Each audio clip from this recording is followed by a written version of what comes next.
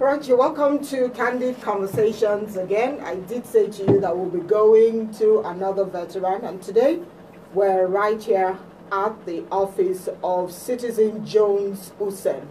That's the man so many would love to listen to. Not many know him, but of course this will give you an opportunity to see him, see what he looks like, and you get to hear from him. You're welcome to Candid Conversations. Yeah, many thanks, Ify. So on Candid Conversations, we just say it as it is. We'll talk about broadcasting yesterday, today, and what it might look like tomorrow. Yeah. I would like to say to you that so many questions have come up on Facebook, on Twitter, but those questions will come in the course of the program. I would like also for you to take us through the very first day that you resumed as a broadcast journalist. Can you remember that day? In February of 1974, am I able to remember it? It was a Monday, February to May. It was a 10-week exercise. You were taken through the rudiments and so on. That's at the basic announcer's course. And then we had to face the likes of exacting lecturers like Stella Bassi, bless her soul, Stella Awani, she's still with us. We had a Bodel Alalade, may God rest him. And there was the guy who used to come in and out from the BBC, Roger Ketskemeti, you know. So, and the language lab at the time took 11 of us. Some of my colleagues, you're talking about the first day. We were meeting for the first time. Willie Egbe, bless his soul. 5 of them have passed. Let me mention the 5 of them. BC Lashile at the time. Willie Egbe I just talked about. Kola Shumoye, Jide Adekusibe, Sam Okolo, who at the time was a press secretary to Anambra governor, and who again? So a meeting, and then the others included the wife of Emeka Omerwa, Chinyere Omerwa. We had Shola Omole, who became DG, NTA. Emmanuel Meregini, I think he's somewhere in the US. There was a Joanna Hockart, I can't forget. We were 11. And I dare refer to them as the first 11 of broadcasting, you know. Of course, this had to do with auditions which we had in the course of time, and many of us were picked at different stages of the auditioning process. I failed the audition twice, and I passed the third time. What were they looking out for when you said you failed the audition twice? Yeah. What was the particular thing? Your voice texture, what you called TOM, Timbre, which you used to be told was timber, you know, the texture of your voice. If your voice was microphone enough and was trainable, you know, and so on, then pronunciations would come a distant tenth. Your voice, the clarity in the voice, and so on and so on.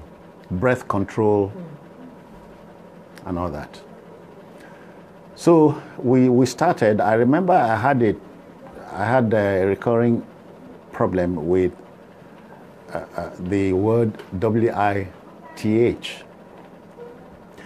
The language lab thing was Stella Bassi would elect to listen to anybody at any time. If you pronounced a word incorrectly, no Jones, that word is this. And it stuck. After the training, you were made to double bank, understudy a senior colleague. I remember a particular day I understudied Siene Orwell Brown. Siene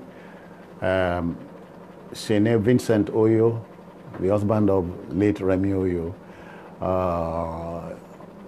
Rosalind Ogbangwo at the time, but later Ogunro, were classmates. Joan O'Dwyer, bless her soul. So I had to understudy Siene.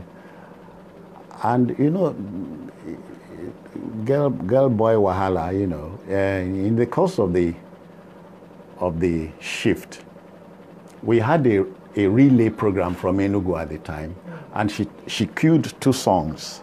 Of course, you know, the songs were barely 4 minutes. She rushed downstairs to take calls and told me, Jones, if the thing finished, play the other one. And never told me what to do when the other one play finish and so on.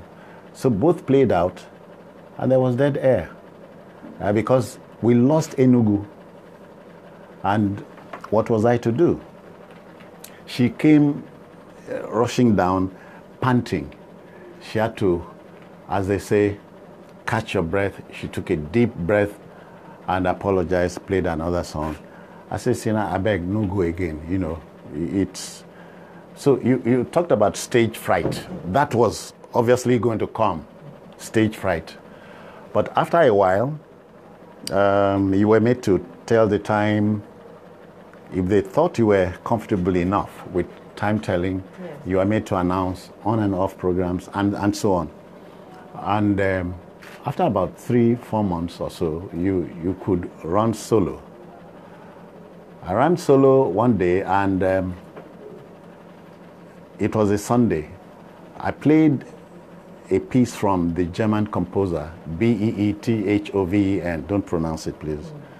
And I said, in signing of the song, I said, Beethoven. I'm sure I must have broken the heart of Kolade, Dr. Kolade, my first DJ, a stickler for excellence and a quintessential broadcaster. He was going to church and came to the studio, and the first question was a shocker. You know, first question was, who are you? In my mind, a Kolade does not know me anymore. Something must be wrong. Okay, did I employ you? Yes, sir. Okay, we'll talk about that later. At that point, he got me. Because I couldn't sit again, I stood up and he said to me, gentlemen, that name, that Russian composer, Beethoven, how did you pronounce it? And I said, Beethoven. The next question was, did you look it up? Is there a Daniel Jones here? No, sir. Okay. He ordered for the door to Ishala Folonshaw, he was controller programs then, to be broken down because we couldn't find the key, and they brought a copy of the Daniel Jones to me and he said, look up the word, pronounce it properly, and I said, Beethoven. To the non-initiate, what's the difference between B and Bay? The difference would have been the same thing, same difference. But to the broadcaster, no, because sounds are important. The way you sound words, so words will take a particular sound when you break them down into the parts of speech. Preposition, the word takes a different sound, and so on. You know, these are parts of the things you were taught. So, as he made to leave the studio, Kolade looked back again at me and said, gentlemen, the next time you be that name, you'll be out. I can't forget it. And so this, over 43, 44 years ago, I can't forget Beethoven and the need to check. You look it up because nobody knows it all. No, you cannot, you know, you cannot. Albert Einstein used to say, 2 things are infinite: the universe and human stupidity. And he says, I'm not sure about the first one, but he's sure about human stupidity, which is very infinite. It's larger than the earth itself. So my opening days, if you like, months, were challenging, but again, you had the scars, but they healed along the way. Did you ever think of throwing in the towel? Oh, come on. Oh, come on. We used to have, when we started, it was one big NBC TV. Television people, including, by the way, every one of us was a radio person. You started from radio. Okay. Mike Enahoro, Siene Owe Brown, they were all radio people. So we had one common presentation meeting. It was a clinic, sort of. You prayed to God. Your program, any past program of yours, was not up for post-morteming, because you'll be torn to shreds, including your friends. And that's the opportunity we had at getting back at, what's her name now? Julie Coker. Julie, that word is wrong. And Julie was your senior. So the presentation meeting was a leveler of sorts, you know. So you felt, if you were torn apart, you felt like resigning the next minute. But you couldn't. You know, so I did, yes, I did. Felt like throwing the towel. But, you know, I became a broadcaster by force. What do I mean by force? My father wanted me to read accountancy, and I'm not good with the figures. I'm not. Except his money. Something like that, you know. So, but and he told me, he asked me specifically,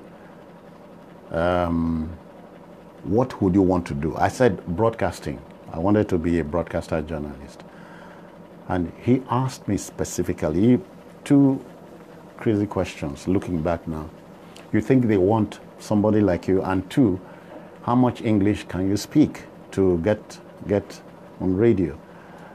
Those days, when it was time for the news, network news, the drum signal would come, do-do-da-da, do-do-da, do-do. By the way, it meant Radio Nigeria Broadcasting Service.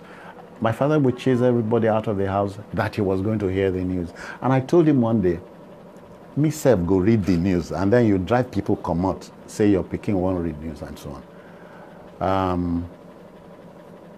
I was in upper six at college when he died in June 1973. So I dropped out of school. But I started building the blocks when I was in class 3. Wow.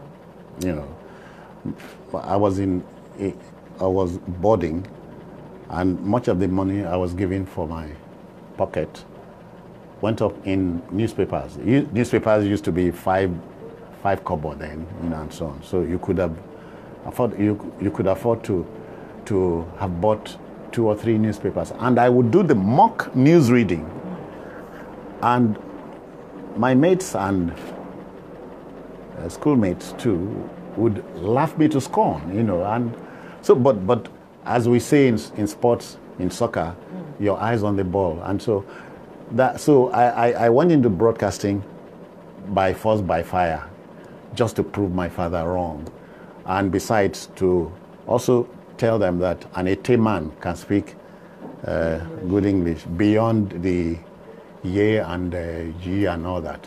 Of course, you must pardon the diction of the Ibibio man or the Efik man. There's no word beginning with the letter J in my language.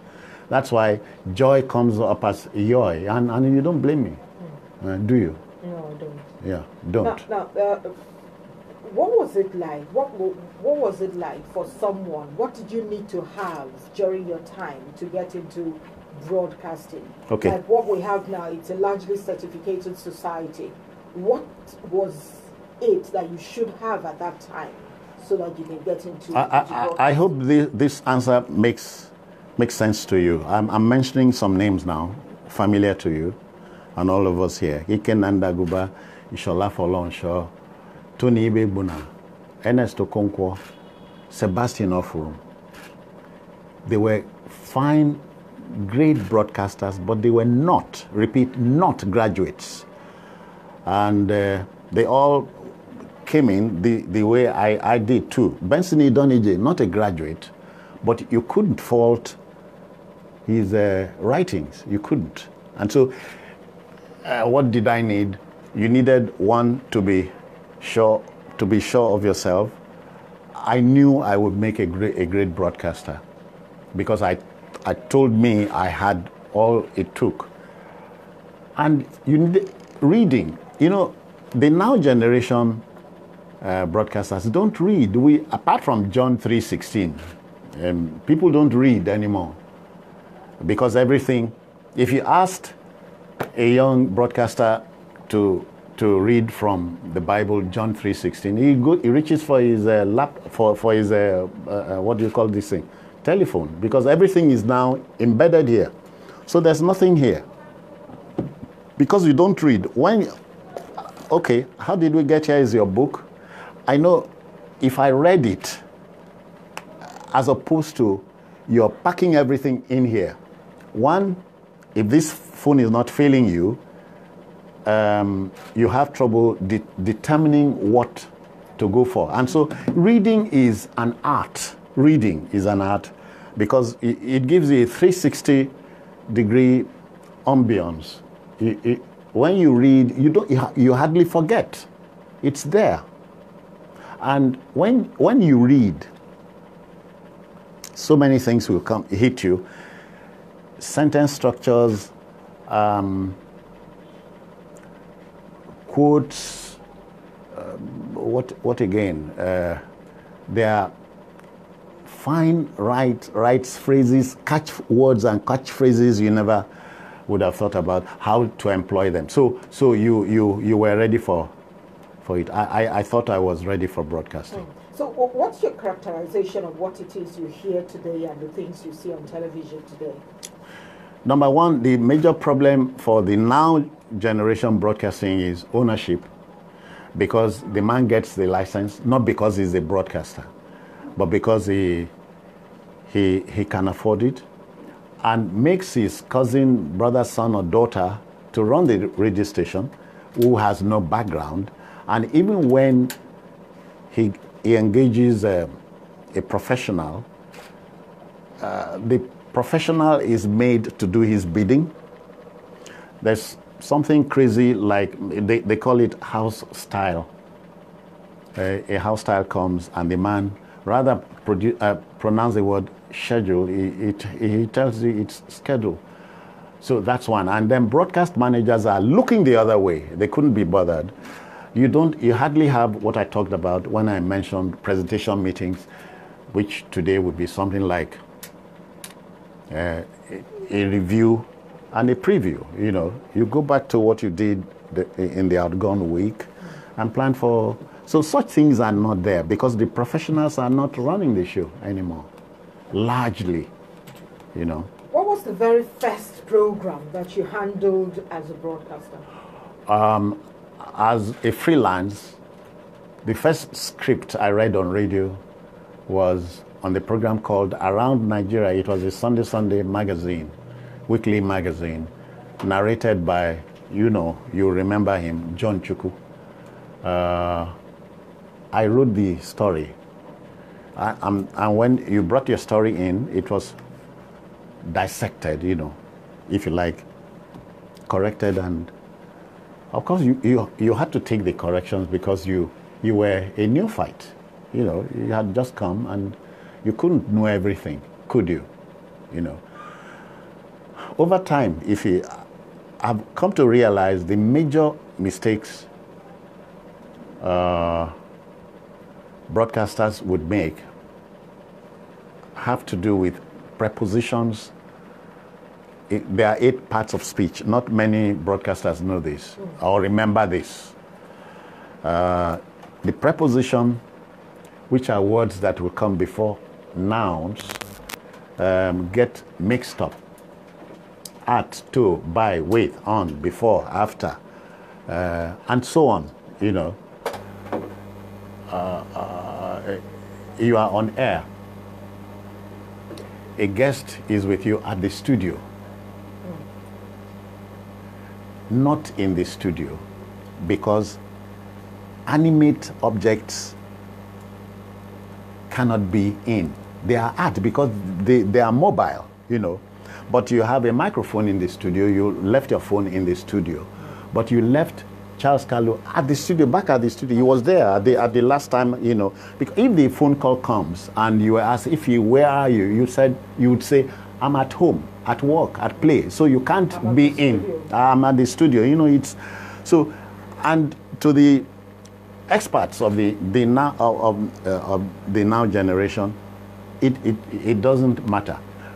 When you put on the microphone, you are broadcasting to one large public. In that large public, you have other smaller publics, the stupid, the idiotic, the wise, the unwise, and those who hate you, those who don't like you. They are all part of the public, the small publics. So when you depress the mic and you're on air, all of them are listening to you, and you are teaching. You know, broadcasting has a teaching point, an entertaining element, and of course the information angle to it. Broadcasting stands on a tripod and nothing else. So perhaps the trouble would be sifting the wheat from the chaff. So the job is plagued nowadays because I can't say radio, Nigeria is over-radioed. Accra alone has more than 125 radio stations, Accra, and yet Accra is not up to Lagos. You know, does this sound crazy?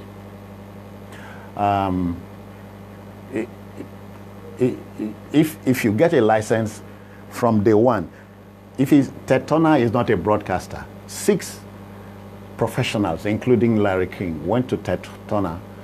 Okay, you have the money, but we have the expertise. Establish a TV station. We'll make it work. 10 years down the line, Ted Turner was able to dash the United Nations $1 billion. You know, it does not interfere. So that's what we are talking So about. why would a business owner not want to employ professionals to get the job done? You pay peanuts, and so monkeys will come.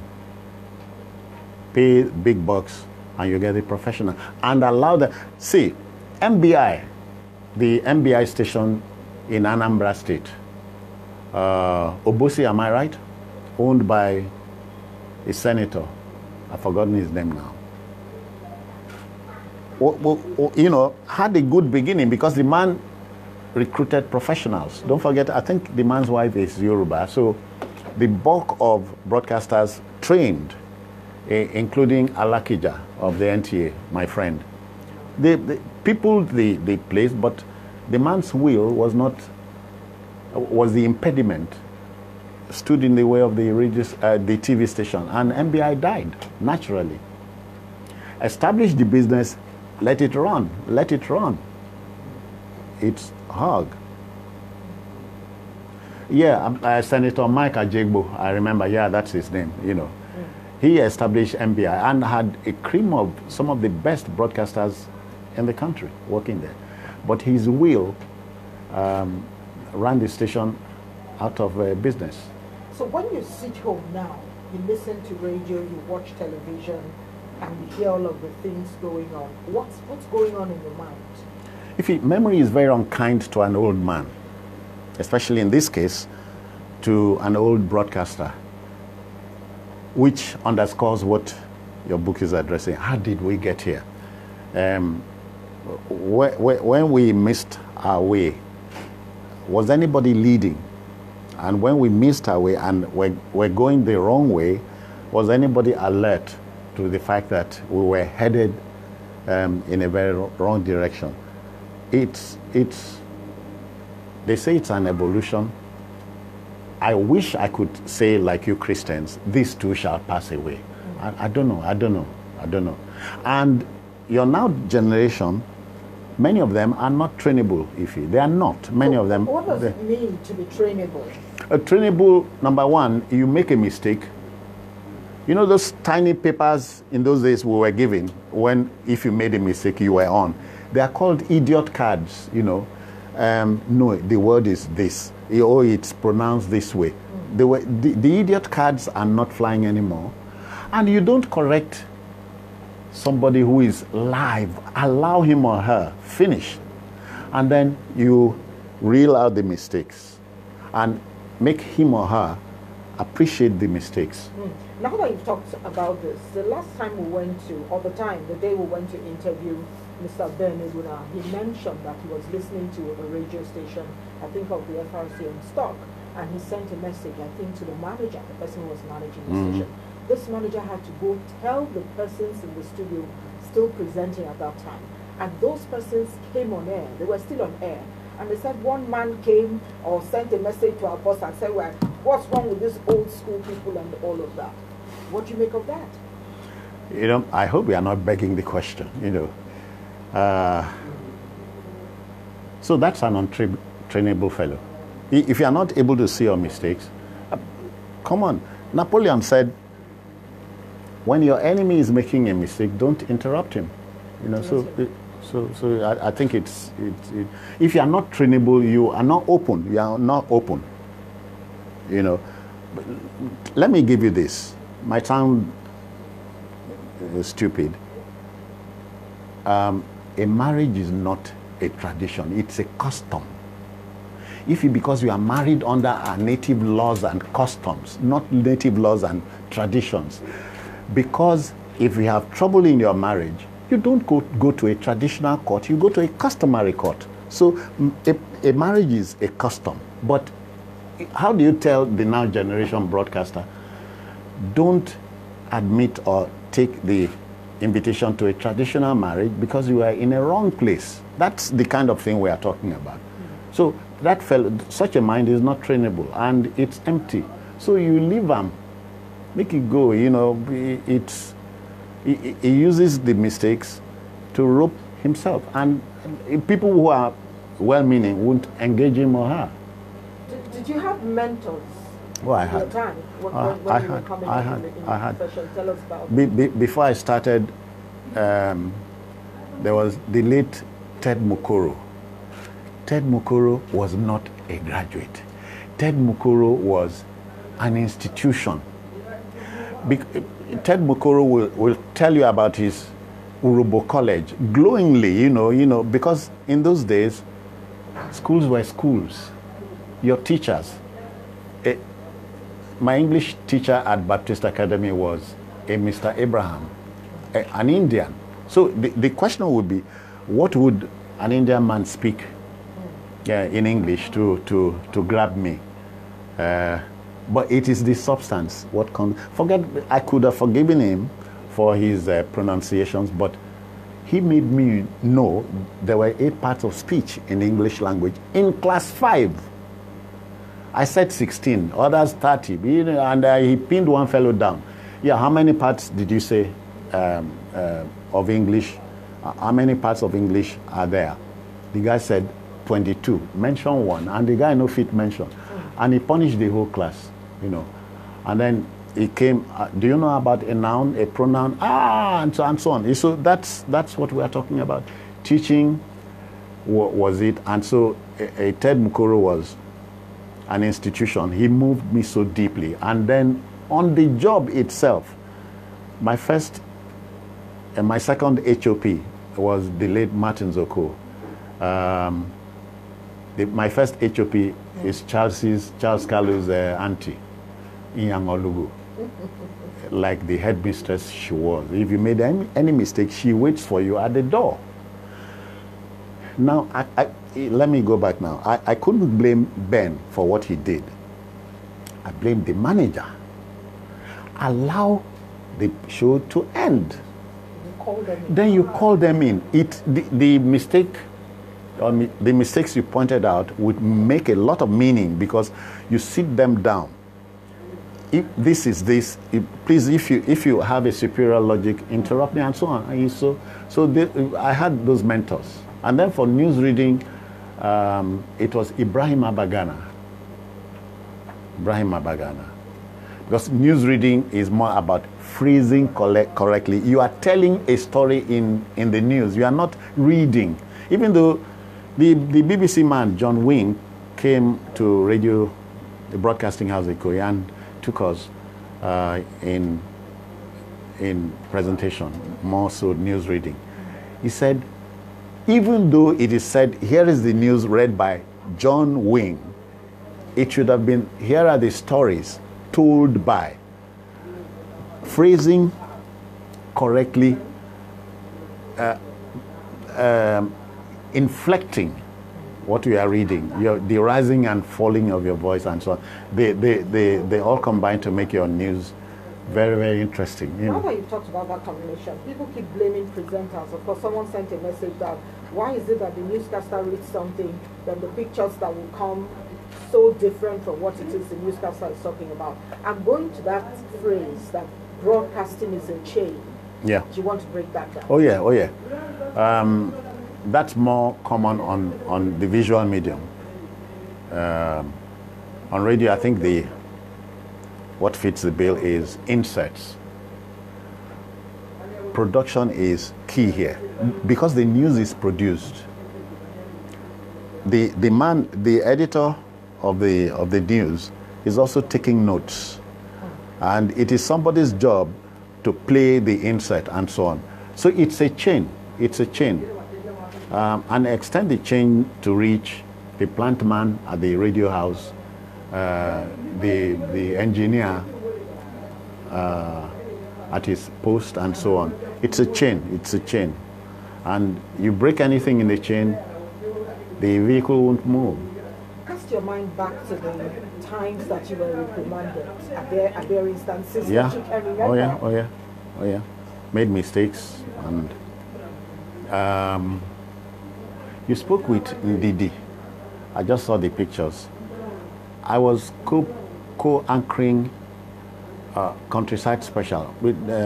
Ted Mukuru started Countryside Special, and then Eldred Beresima took over. Eldred died, and Ndidi Osaka and my humble self had to present it. And I said something like, you are mischievous, as a small boy, you play pranks and so on. I said something like, the thing are from head to, and so on. Of course, and then Mr. BC Lawrence, controller programs. Was listening. I was interdicted for a year, laid off for 1 year. 74 to 75, I was laid off. Did that knock you into shape? Okay, of course, yes. It's an animal that escaped being trapped is always afraid of a bent stick, thinks it is a trap and so on. I was cautious, and I asked to be excused from the show and so on. The other one was when they moved Willie Egbe from Radio 1 to Radio 2. Radio 2 came on April 20, 1977. We were still at the old broadcasting house, Studio 9, the old Studio 9, blind studio they called it. Yes. I asked to be transferred to Radio 2, and they won't take me there. So I would deliberately go on air and make mistakes. Like, this is Radio Nigeria 2. Sorry, Radio Nigeria 1. Just so they could take you off. Yeah, and take me there. It was a gamble. But there's a woman, I won't forget her in a hurry. Mrs. Assistant Director of Programs. She was the wife to a judge, a justice, Mrs. Marie Irikefe. Called me one day to her office. First thing she asked me, typical broadcaster, do you drink? I said, no, ma, I don't drink. But and she reached for her bottle of brandy, and I have brandy, good brandy here. And madam, let me try, and so on. I made to pour it and almost filled it. She said, my friend, you said you don't drink. Why are you taking this much? And I sipped, and she asked me specifically, pointedly, are you married? I said, no. So you don't have children. So why do you go on air to make deliberate mistakes? Do you know you are embarrassing the station and embarrassing yourself and people who listen to you? Anyway, we have decided to transfer you to Radio 2, and that was it. And you got what you wanted. Oh yeah. So don't say I was needlessly stubborn, but something told me, look, for me to blossom, let me go to Radio 2. We still started from that blind studio, and I was the first voice on 45 Martin Street, June 10, it was a Monday, 1978. I cannot forget it, June 10, 1978. The very first voice. On 45 Martin Street. Okay. You know. I opened the station, it was a Monday. Looking back, I would say it was worth all the trouble. Yeah. Let's talk about auditions. What exactly is the essence of an audition? And with the things you hear today, do you think that many of the voices that you hear pass through an audition? Or would have passed through an audition of your? The answer is no. One, the clarity, people will say clarity, the clarity in the voice. The voice is microphone friendly. You are not breathing heavily into the mic, and so your breath control and so on. That's what we look for first. Even if you had a heavy breath problem, breathing problem, it was tamed at the training school.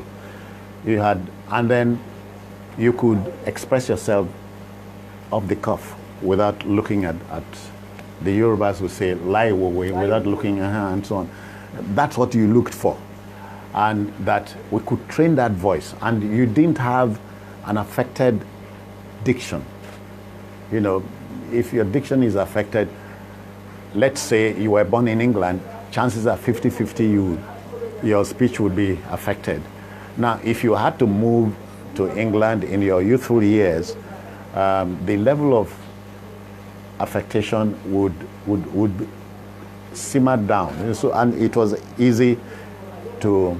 We had a Bisi Adekoya, my friend, who later became Mrs. Bisi King Paul.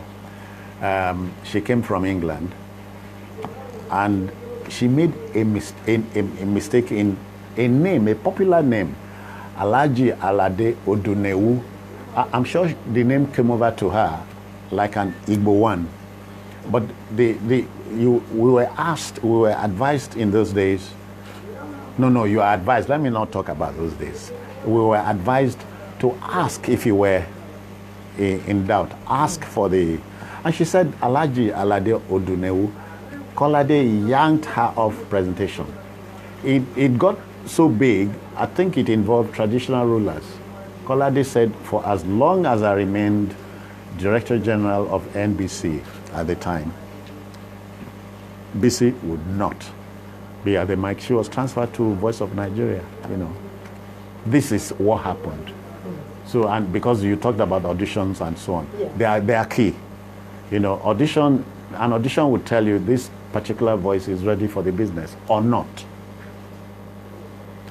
Yes, so we're into the job now, the things that happen. Why is it that I'm in the car, on the bus, on the train? On the car. You take a ride on a car. You see, if you come with me, you are on a seat. The seat is already there. You are on a seat. You are on a train. You are on a car, on a bus, on a train, aboard a ship, but on board a plane, because you are climbing, you understand? Aboard a ship because you are moving from one surface to another. So it's straightforward.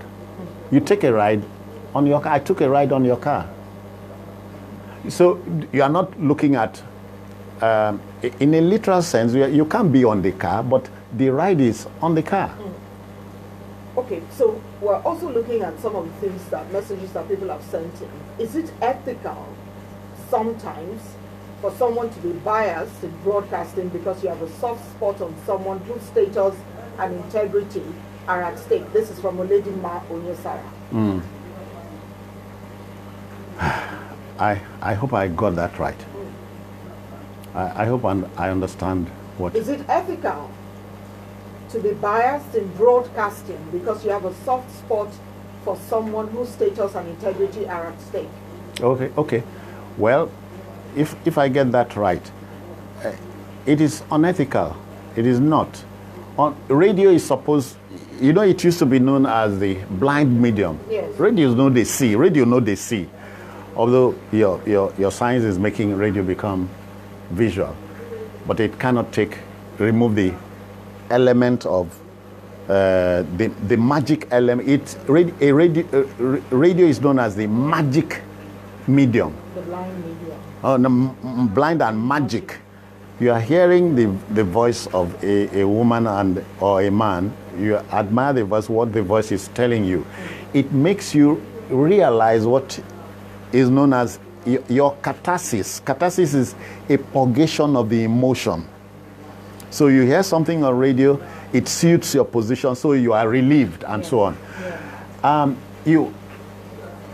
Let me ask you, if you were on a show, you started a show, not quite 5 minutes into the show, you are opening the telephone line. What if the phone line went dead? It means there will be dead air. That brings out one of the hiccups in the job, meaning the broadcaster on air at a given time cannot sustain a discussion or a debate, a whatever, you know. And because radio is blind, radio is not expected to know a particular fellow. Oh, that must be Ife's voice. It is wrong. Oh, that must be Senator. No. But many of the callers also expect that the presenter should know them with their voice. Ife and many of the callers and listeners, if you like, expect you to join them in pummeling the government, saying crazy. You are a middleman. You are an arbiter. You know, you don't take sides. I know staying on the fence is not an easy thing, because the breeze will come sway you this way and the other way. But things are changing. No. When you look at the international media today, people stand on the side of the masses. Okay. Yes. So the issue. So hold on. So the listener in this case will set agenda for you, and not you setting agenda. That's different. Agenda is different. It's your job to set the agenda. So when you stand with the people, what are you doing? It means you are going down, staying with them. No. This job thrives on facts. That's why I take you to... Let's look, for instance, now, the little girl that was killed somewhere in Oworu. Yeah. Another whose head was smashed in the church, raped and smashed. Are you going to sit on the fence? No. In that instance? Ife, when you allow yourself to be swayed by emotions, you miss the mark. That's why we cannot but talk about script writing issues. Number one, if you question day, now only school and now only church she fit go read. It's my teacher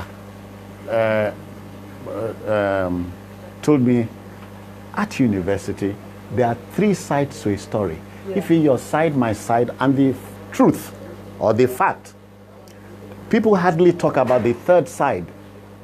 And he says a story is like a coin, 2 sides. The edge is also another side. Nobody goes there.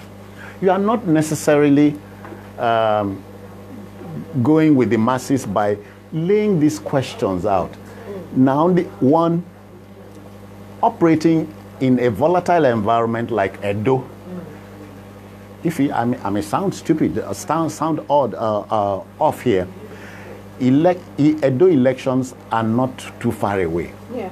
And we know what people do to win elections. Nigerians go fetish, they do all sorts of things. And for that lady to elect to go and read in church alone, it was dangerous. And hear the stories. Oh, the man who kept the key said he went to look for the key and blah, blah, blah, blah, blah. And one of the guys arrested is saying, I was paid 1.5 million by the pastor. These are crazy things. Your business as a journalist is to bring all these things on the table, allow the listener to make his choice. I can't make up your mind for you, but I will lay everything on you. That's right. Okay, let's look at this from Evan Sufeli. He says, what are the cardinal principles of broadcasting? To inform, to educate, and to entertain. The tripod must be complete. If you put any leg in the tripod, it won't stand. And be friendly on air. Many broadcasters are not friendly. They are not friendly. And I don't like it. All right, there are two questions here. I'll take one from Iziola. He says, ask him how a journalist or a broadcaster can uphold the principle of objectivity when he or she works in a media organization owned by a politician. Balogun Wale Taiwo says, whenever Citizen Jones is anchoring journalist hangout on TVC, he takes words out of his co-journalists' mouths by defending the APC all through the programs. Do you want to react to that?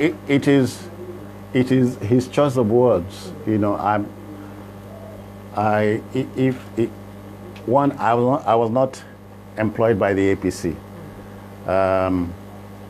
Of course, I joined this table of the old G65. That's the TVC had come full cycle. We started off as G65 in 2007. Femi Showolu, my colleague and friend, invited me. I was at Uyo. By the way, he had to hang his boots.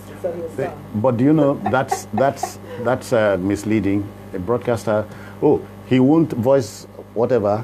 He won't. That's voicing. He's talking about voicing. What he's voicing is for newspapers.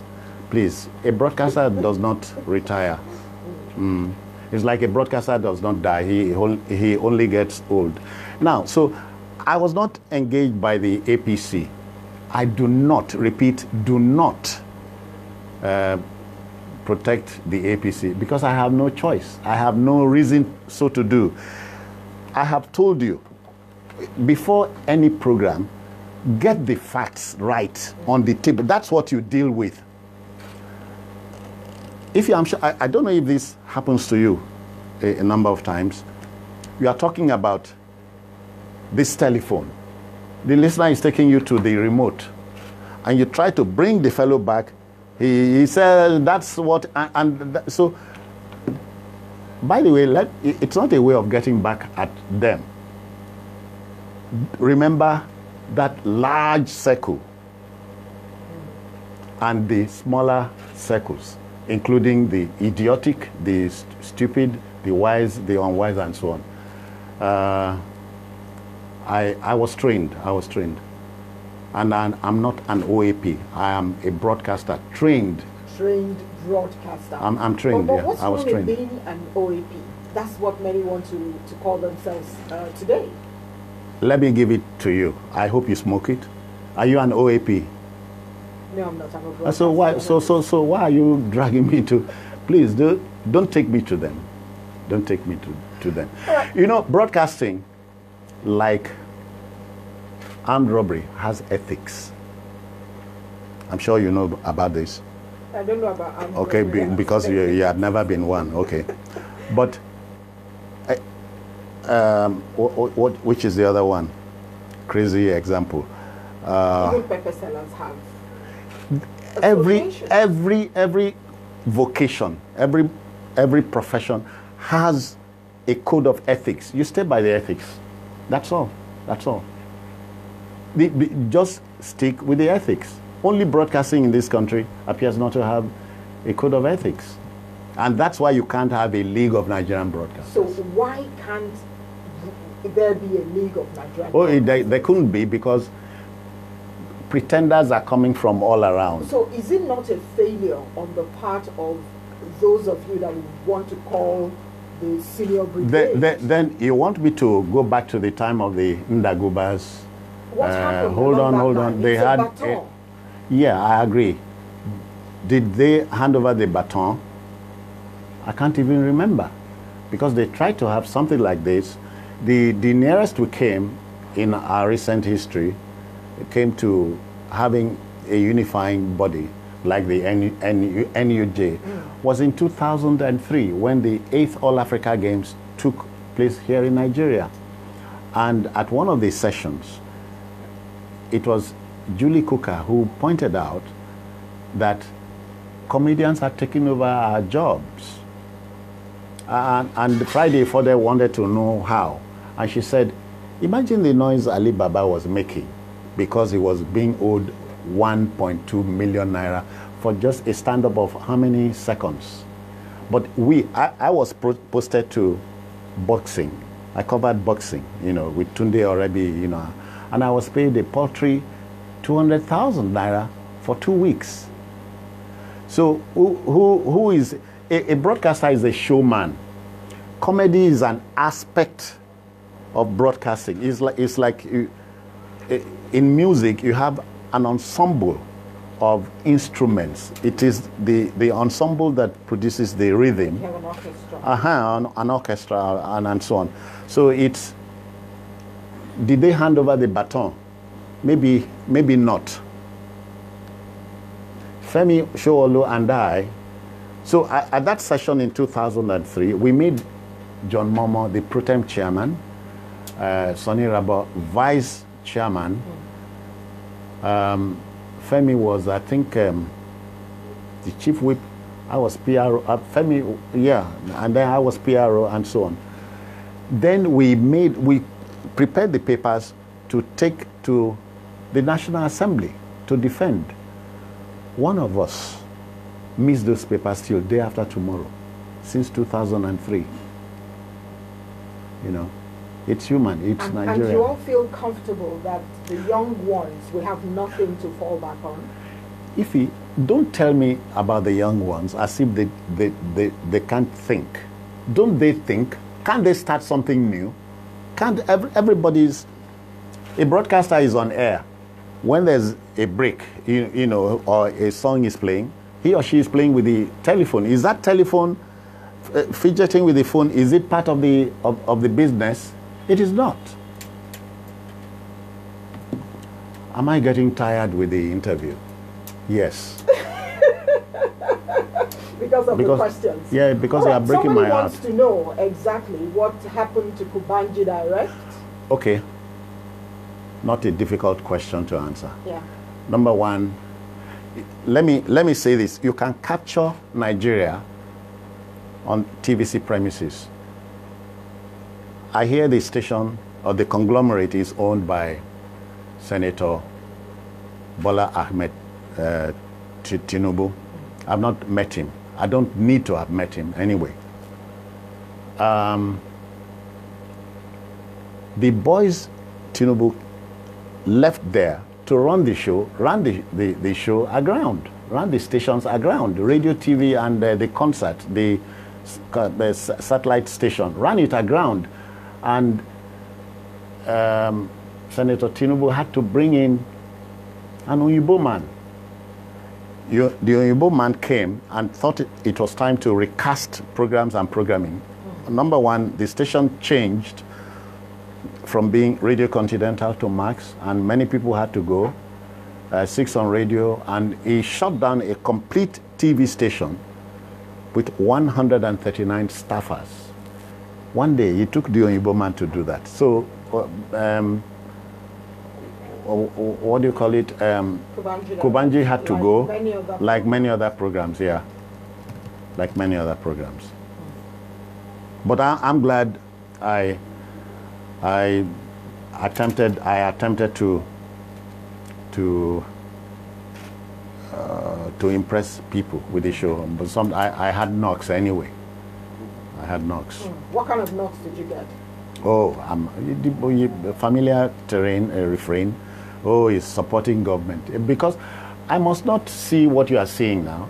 You have heard, it is not what you're looking at that matters. It is what you are seeing. All right, let me go to Twitter. Some questions or messages for you there on Twitter. Please ask Mr. Oh, are you on air? Please ask Mr. Usen how radio and TV presenters of this era present their works with impeccable English, contrary to what we listen to now, where OAPs forcefully try to impress listeners with the American accent. What needs to be done to attain the then standards? Okay, let me take it from the tail. Yeah. That's what the listenership gets what it wants. You want people to fake accents. Rather than say schedule, as I said earlier on, you say schedule and begin to mispronounce words and say crazy things that are not particularly true, and that's what they want. That's what they want. We bantered about setting agenda. Radio, the broadcaster sets agenda. One of there are four major functions. What we're seeing today? No, we are not. I talked about the ownership wahala. The ownership structure is not helping matters at all. How can you tell the owner of a station, sir, the NBC will come down heavily on me if we did this, because it will go back to the codes, the ethics. There are ethics of the trade. That's all. There are two ways. All right. I'm sorry. This, I hope too, this will pass away. I hope so. Why is it that newscasters? Okay, we've answered that. My concern is in the area of elocution in broadcasting. There's no doubt standards are falling. Tribal inferences seem to be rampant in the delivery of script, news, and presentation. What is happening? That's from Prince Chris. You know, let me correct the word. It's like when we talk about education in Nigeria, the standards of education, education has not fallen. It is the quality. And if it says 4 papers at O level, then to university, that's a standard. It has not been, it is quality. I think he meant to say quality. Yes, the quality will come because owners of stations, TV and radio, won't employ quality broadcasters. If you were daughter to Governor X, your father employed me, and I said, sorry, if you can't go on air, but I'll deploy you to the desk, you know, be in production. You know, now you would start the wahala, you know, and it gets to your dad. Because your dad wants to call the shots, I have a choice. You know, downing tools or taking the whatever it is. I don't want to say shit. Have I said it? All right. Oyindamola Olofinloa says, if you please help us, Citizen Jones, the following. What do you read? Maybe he wants to know what you're reading at the moment. His English diction is antique and intentional in a beautiful way. What was your biggest influence? Now, what is the true position of religion and then politics? Make we take them one by one. Okay, so what are you reading now? What do you read? I read anything in print. Okay. But maybe not his Bible. What's your biggest influence? In life, as we... Yeah, your biggest influence on the job. When the listener finds the silly things I do on radio useful, it's a big influence for me. Because I think it is, you know, you say things and they applaud you. And that's what makes the job very interesting. Oh yeah. So what's your true position on religion and politics? Well, I hope it helped what I'm going to say. I hope what I'm going to say will help anything here. Religion is poison. It's personal. It is personal. Religion is poison. If you listen to this, China is 1.7 billion people, and they are predominant 98% Buddhist. Doesn't make them any less favorites of God. India is 1.4 billion, predominantly. What's their? They have over 3,000 gods and religions in the place, and so on. So it's a multi-religious country. I cannot quarrel with you if you confess Christ and profess Christianity. If mine is, don't preach at me. Exude these things, you preach. It's not enough to just preach goodness at people without your being good. Your goodness, it will come to the fore. You can see it. It's natural. If you are not good, you are not good. How much do you think religion has actually played out in Nigerian politics?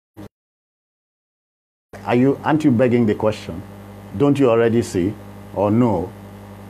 When if he, Your fans want to hear you. No. I please, because there are those amongst them who may not like what I'm saying, but ask them if it is a crime to say what's on my mind. How much of an influence is Auntie Helen on, or was she on your career? She still is. She still is. Helen is a broadcaster as well. We met on the job. She on TV, I on radio. Really? So you were eyeing her then, these days? She came to me. Does it answer your question? She came to me on Martin Street, and that was it. When I do wrong... Was it love at first sight? Admiration, if you like. You know, and if I did wrong, she would tell me. And you will take it? And I take it, but I'll ask her, can you defend it? Oh, this is what I think, And we are watching a program on TV. Helen would start kicking things. I said, Madam, no wound yourself. Oh, you retired some 4 or 5 years ago. He said, but look at production. I said, but it's a Malay for both radio and TV. Things have gone to the dogs, if not the pigs. I don't know which is dirtier, pig or dog. Now that you've talked about things going to the dogs or to the pigs or to the Marines, let's look at how did we get here. 25 mistakes that every radio presenter must avoid. We got here by road, by a particular road. We got here by walking down a particular track, and you were not ready to listen. What track? The wrong track. This is not good. Nobody wants to listen to you. The same track. You couldn't do wrong things.